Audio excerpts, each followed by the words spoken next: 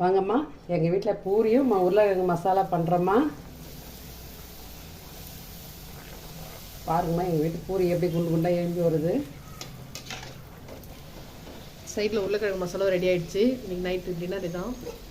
ஆமாம்மா, நைட்டுக்கு இதுதாம்மா மசாலா. கேரட்லாம் திருவி போட்டு நல்லா மசாலா பண்ணிக்கிறேன்.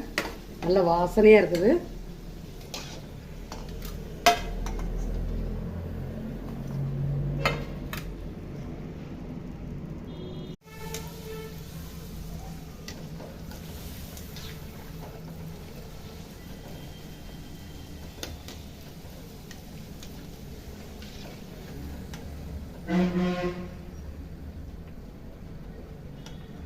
வாங்கம்மா, பாருங்க எங்கள் பூரி குண்டு குண்டு குண்டாக எப்படி இருக்குது பாருங்கம்மா.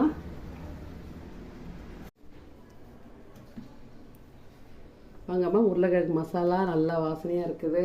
நல்லா செம்ம டேஸ்ட்டாக இருக்குமா. கேரட்டு திருவி போட்டு செய்துக்கிறேம்மா. சூப்பராக இருக்கும். குண்டு குண்டாக பூரி பாருங்கம்மா எப்படி இருக்குது. சூப்பராக இருக்குது. நாங்கள் அப்புறம் வீடியோவில் போடுறோம்மா. இதை